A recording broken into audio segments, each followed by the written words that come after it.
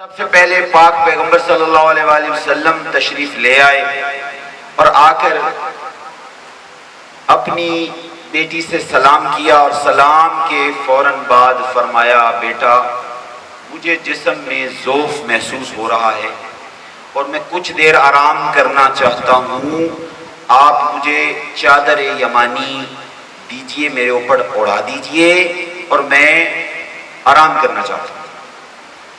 تو ایک دائرہ تو پہلے آپ کو سمجھ آ گیا، بی بی کے گھر کا دائرہ۔ اب بی بی کے گھر کے اندر اور بھی بہت سارے افراد موجود ہیں، جس طرح کہ انہوں نے لغت کے اندر تذکرہ کیا، فلاں فلاں فلاں، یہ سب اہل بیت کہا جائے گا ان کو۔ لیکن سوال یہ پیدا ہوتا ہے، قرآن کسے اہل بیت کہتا ہے؟ کیا قرآن کی نظر میں بھی کوئی لغوی معنی لیا جائے گا، یا قرآن کچھ خاص افراد ہیں جن کے لیے یہ اہل بیت کی آیت جو ہے وہ نازل ہوئی ہے، آیت تطہیر نازل ہوئی ہے، اور ان سے قرآن نے یہ مراد لی ہے؟ لہذا قرآن مجید جو ہے اس نے ہمیں اس واقعے کو حدیث قصہ کی صورت کے اندر جو ہے واضح کیا ہے، ورنہ قرآن مجید کی اس آیت کا مطلب جو ہے وہ مبہم رہ جاتا، پتہ نہ چلتا کہ لفظ اہل بیت سے مراد کیا ہے۔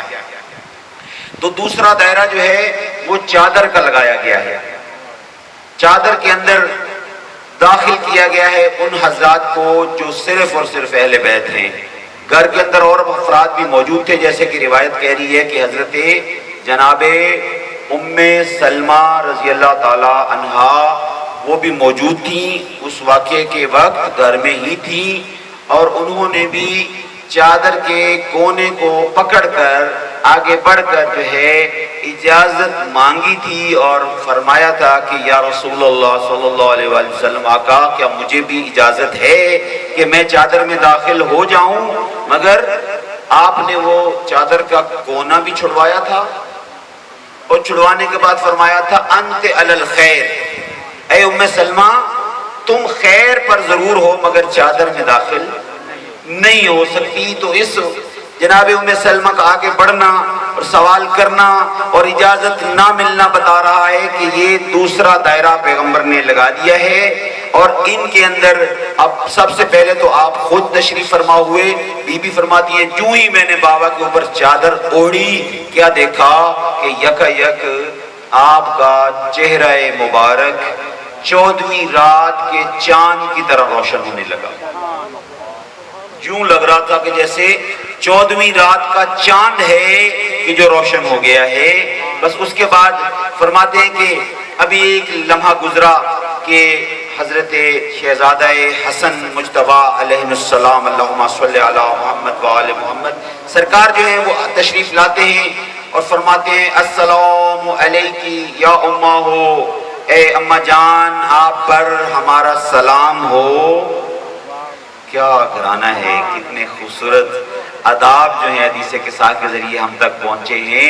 صرف حدیث قصہ ہی نہیں ہے بلکہ ساتھ ساتھ گھر میں داخل ہونے کی آداب بھی بیان ہو رہی ہیں، تربیت بھی ہماری ہو رہی ہے کہ گھر میں داخل ہونا ہے، چاہے داخل ہونے والا شہزادہ حسن مجتبیٰ ہی کیوں نہیں، وہ بھی اپنی اماں جان کو سلام کر رہے ہیں۔ تو سنت کیسے قائم ہوئی؟ وہ کام کرتے چلے گئے، ہمارے لیے سنت بنتی چلی گئی۔ اور سلام کے اوپر میں نے اگرچہ پورے عشرے کے اندر اس کے گفتگو ہو چکی ہے، یہ بیان ہو چکا ہے کہ سلام کرنے سے جو فائدے آپ کو حاصل ہوں گے، گھر میں داخل ہو کر سلام کرنے کا سب سے بڑا فائدہ آپ کی اپنی ذات کو یہ ہوگا کہ وہ بندے جو رزق کے سلسلے میں پریشانی کا شکار رہتے ہیں اور کہتے ہیں برکتیں نہیں آ رہی، رزق میں برکت نہیں ہے، کماتا بھی ہوں، آمدنی بھی ہے، ذریعے بھی ہیں، معاش بھی ہے، مگر برکت نظر نہیں آ رہی، تو وہ برکت بھی انشاءاللہ اسی سلام کے ذریعے سے داخل ہونی ہے۔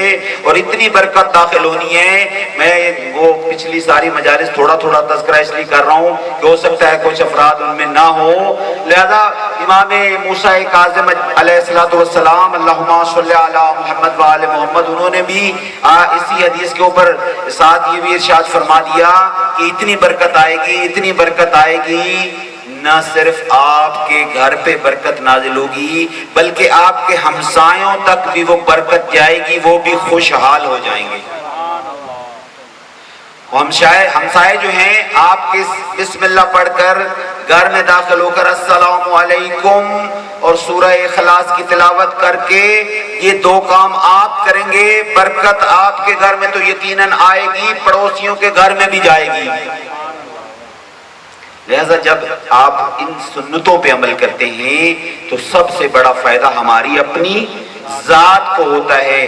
دیکھیے آپ اگر ائمہ معصومین علیہ السلام یا انبیاء کرام علیہ السلام کی عقیدت اپنے دل میں رکھتے ہیں اور ان کی محبت جو ہے آپ کے دل میں ہے اور ان سے جو آپ کو فائدے ہوتے ہیں دو قسم کے فائدے ہیں، ایک روحانی فائدہ ہے اور ایک جسمانی فائدہ ہے۔ ہاں جسمانی فائدہ مثلا ہم نے ان کے نام پہ اور رزق کے حوالے سے اللہ سے دعا کی یا اللہ نوکری نہیں ہے نوکری عطا ہو جائے، یہ جسمانی فائدہ ہو جائے گا، رزق دے دے گا، نوکری مل جائے گی۔ ایک دفعہ ایک روحانی فائدہ ہے، پروردگار ہمیں اپنی قربت عطا فرما، پروردگار ہم سے راضی ہو جا۔ وہ کیسے راضی ہوگا؟ جب تک محمد و آل محمد کی محبت آپ کے دل میں داخل نہیں ہوگی اور ان کی سیرت آپ کو نہیں حاصل ہوگی اس وقت تک وہ خدا کی خوشنودی کا سبب نہیں بن سکتی۔ جب تک وہ ہستیاں وہ اپنا کردار ہمیں پیش کریں گی اور ہمیں سنتیں چھوڑیں گی تو پھر ہم خدا کو راضی کر سکتے ہیں نا۔ لہٰذا ان ہستیوں نے کام کیے، ہم نے اس پہ عمل کیا اور خدا ہم سے راضی ہوتا چلا گیا۔ درود بر محمد و آل محمد۔ تو بی بی فرماتی ہیں کہ میرے بیٹے نے آ کے سلام کیا، سلام کے بعد کہا گھر میں نانا کی خوشبو آ رہی ہے، تو فرمایا ہاں نانا جان چادر کے نیچے تشریف فرما ہے۔ خوشبو وہ کوئی عام خوشبو نہیں ہے، ایسی خوشبو کہ جو امام حسن مجتبیٰ محسوس فرما کے ساتھ ہی کہہ دیں نانا کی خوشبو، اس کا مطلب کوئی خاص خوشبو ہے جو صرف نانا سے آتی ہے۔ ہاں خوشبوئیں دنیا کی عام نہیں، بس جیسے آپ کے گھر میں کوئی اگربتی کا ایک فلیور جل رہا ہو تو آپ کہیں گے جی آپ عود کی خوشبو آ رہی ہے، عنبر کی خوشبو آ رہی ہے، ہاں گلاب کی خوشبو آ رہی ہے، آپ اس کا نام لیں گے۔ لیکن امام حسن مجتبیٰ کیا فرما رہے ہیں؟ میرے نانا کی خوشبو آ رہی ہے۔ ہاں وہ کیسی خوشبو ہے جس کے بارے میں معصومین علیہ السلام سے جو ہمیں روایات ملی ہیں کہ آقا کے معجزوں میں سے ایک معجزہ یہ بھی تھا کہ آپ کے جسد اقدس سے جس میں مبارک سے خوشبو آتی تھی، ایسی خوشبو آتی تھی کہ جس مقام سے گزرتے تھے 3 دن تک خوشبو آتی رہتی تھی۔ وہ خوشبو محسوس ہو رہی ہے۔ پھر آپ بھی چادر کے پاس گئے اور اجازت لیتے ہیں اور چادر میں داخل ہوتے ہیں، ایک دائرہ پہلے اور دوسرا دائرہ چادر کا، یہ یاد رہے۔ تیسرا دائرہ انشاءاللہ آگے میں آ کے بتاتا ہوں کہ وہ کون سا دائرہ۔ پھر جناب حضرت امام حسین علیہ السلام اللہم صلی علی محمد وآل محمد، مولا آقا تشریف لاتے ہیں اور وہ بھی آ کے یہی سوال کرتے ہیں اماں جان السلام علیکی، اے اماں پر سلام ہو، اور فرماتی ہیں علیک السلام، اے میرے لال آپ پر بھی میرا سلام ہو۔ اماں جان گھر میں نانا کی خوشبو آ رہی ہے، ہاں میرے لال آپ کے نانا چادر کے نیچے تشریف فرما ہیں۔ فرمایا کہ آگے بڑھ کے کہا نانا آپ پر سلام ہو، علیکم السلام، اے میرے بیٹے آپ پر بھی سلام۔ نانا کیا مجھے بھی اجازت ہے کہ میں چادر میں داخل ہو جاؤں؟ ہاں اجازت کیوں لے رہے ہیں؟ کہیں ایسا نہ ہو کہ لوگ کہیں وہ تو نواسہ نانا تھے، اور نانا اور نواسہ کا رشتہ ایک ایسا ہوتا ہے کہ جہاں نانا اور نواسے نے وہاں جانا ہی جانا ہے۔ پہلے ام سلمہ اس چیز کا فیصلہ کرا چکی ہیں، بی بی جو ہیں وہ فرما چکی ہیں کہ میں چادر میں داخل ہو جاؤں، تو ان کو اجازت نہ ملنا یہ بتا رہا ہے کہ رسول کی مرضی کے بغیر کوئی چادر میں داخل نہیں ہو رہا۔ اس چادر کا جو داخلہ ہے وہ رسول کی اجازت سے ہو رہا ہے، پاک پیغمبر اجازت دے رہے ہیں اور ان کی اجازت سے چادر میں داخل ہو رہے ہیں۔ اور تھوڑی دیر کے بعد مولا کائنات علی ابن ابی طالب علیہ السلام اللہم صلی علی محمد وآل محمد آقا تشریف لاتے ہیں اور بی بی پر سلام کرتے ہیں۔ ہاں اس کے اندر بھی ایک ادب موجود ہے کہ شوہر گھر سے تشریف لائے تو اپنی زوجہ محترمہ کو سلام کرے۔ ہاں یقیناً زیادہ تر دروازہ کھولنے پہ حق بھی انہی کا بنتا ہے۔ مولا کائنات علی ابن ابی طالب علیہ السلام فرماتے ہیں جنگیں لڑنے کے بعد جب میں تھک کر واپس آتا تھا دروازہ پر کھڑے ہو کر جب بی بی میرا استقبال کرتی تھیں اور ایک مسکراہٹ ان کی میری ساری تھکن دور کر دیتی تھی۔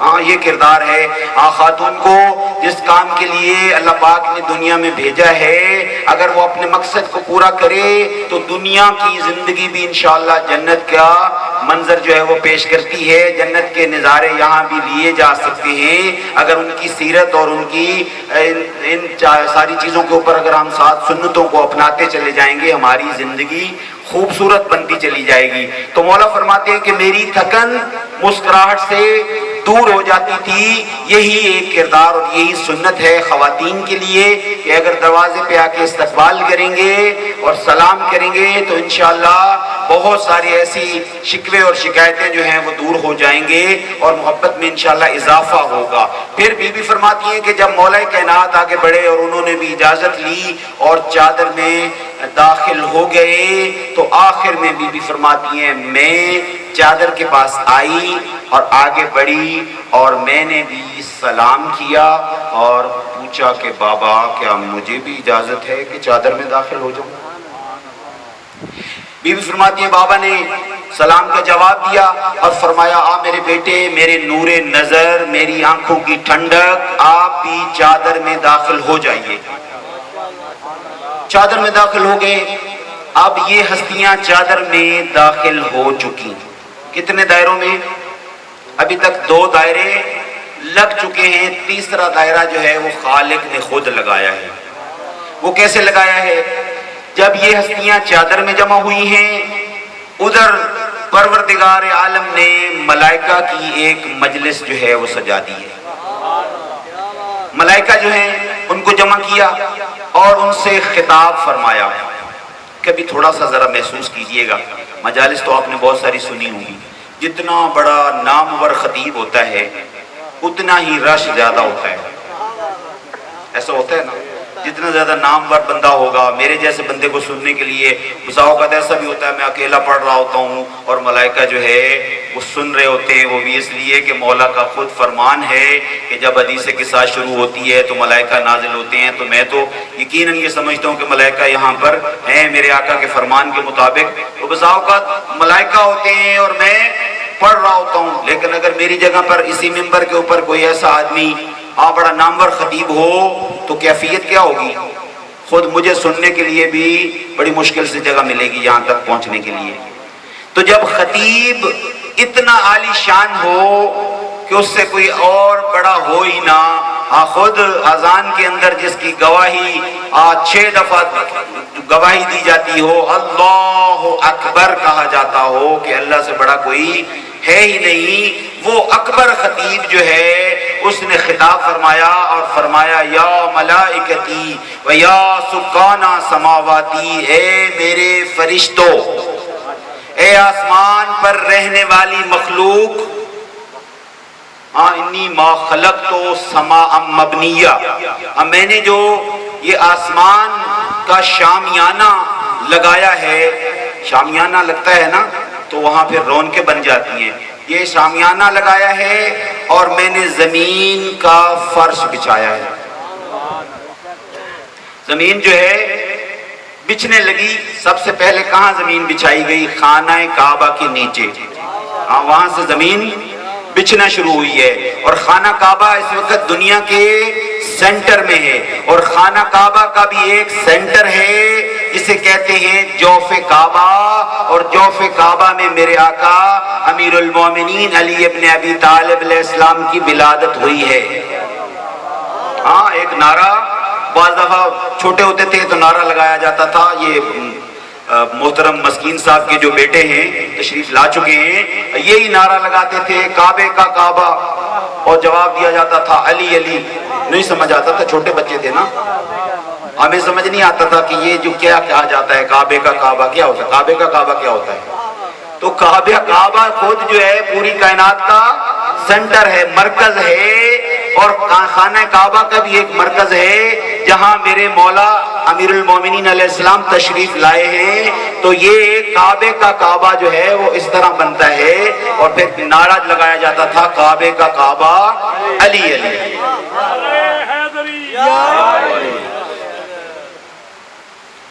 बर मोहम्मद वाले मोहम्मद सल्लल्लाहु मोहम्मद वाले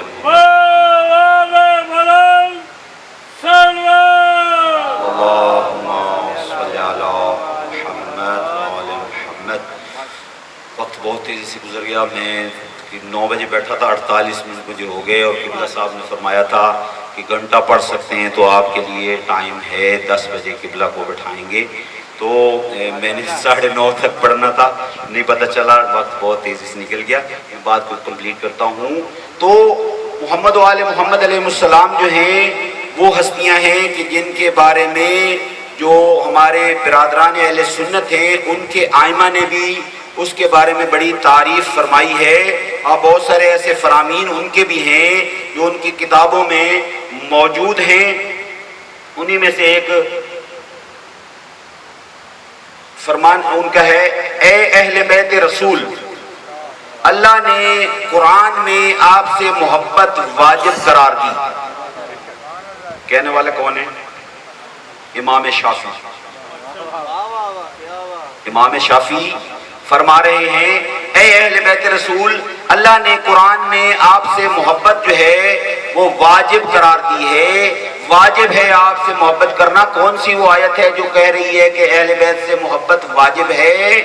आयत है सूरह शूरा की आयत नंबर 23, कुल ला अस्अलुकुम अलैहि अजरन इल्लल मवद्दत फिल कुर्बा। ऐ मेरा हबीब, इनसे कह दे ला अस्अलुकुम, मैं तुमसे कोई सवाल नहीं करता। हाँ, वाकया कब का है? मुसलमान इकट्ठे होके आ गए, या रसूल अल्लाह, आपने हमें दीन सिखाया, आपने हमारी खातिर बड़ी मुश्किलात जो हैं वो बर्दाश्त की, बहुत सारी अज़ियतें भी आपको दी गई। हाँ, आज ये दीन हम तक पहुंच चुका है, हमारा दिल ये है कि इसके बदले में आपको उजरत दें। इससे पहले के पाक पैगंबर सल्लल्लाहु अलैहि वसल्लम इरशाद फरमाते, लेकिन आपने अल्लाह की तरफ देखा, अर्श की तरफ जब देखा तो कुरान की आयत नाजिल हो गई, कुल मेरा हबीब, इनसे कह दे ला अस्अलुकुम अलैहि अजरन इल्लल मवद्दत फिल कुर्बा। ए मेरा हबीब, इनसे कह दे मैं तुमसे कोई उजरत नहीं मांगता, कोई किसी चीज का सवाल नहीं करता सिवाय इसके कि मेरे कुर्बा से मोहब्बत व मवद्दत करें। दुरूद पर मोहम्मद वाले मोहम्मद, अल्लाहुम्मा सल्ली अला मुहम्मद वाले मुहम्मद, अल्लाहुम्मा सल्ली अला मुहम्मद वाले मुहम्मद। तो पाक पैगंबर सल्लल्लाहु अलैहि वसल्लम ने परवरदिगार की तरफ जब नजर की तो इरशाद हुआ कि ए मेरा हबीब, इनसे कह दे कि मैं तुमसे किसी किस्म का कोई अज्र नहीं लेता, नहीं मांगता। अगर कोई अजर मांगता हूं तो वो ये कि मेरे कुर्बा से मवद्दत करो, तो वही मवद्दत, वही मोहब्बत जो है वो हम पर वाजिब है। और अब अगर हम मवद्दत कर रहे हैं तो अल्हम्दुलिल्लाह जो दीन है जो हम तक पहुंचा है उसका अजर हम दे रहे हैं। और अगर हमने मवद्दत नहीं की तो फिर जो कुछ भी हमारे पास है ये सारे का सारा गस्बी हो जाएगा, और जब तक किसी चीज की उजरत न दी जाए उस वक्त तक उसका इस्तेमाल भी जायज नहीं है। वमा अलैना इल्लल बलाग। अल्लाहुम्मा सल्ली अला मुहम्मदिन व आले मुहम्मद। नारे तकबीर।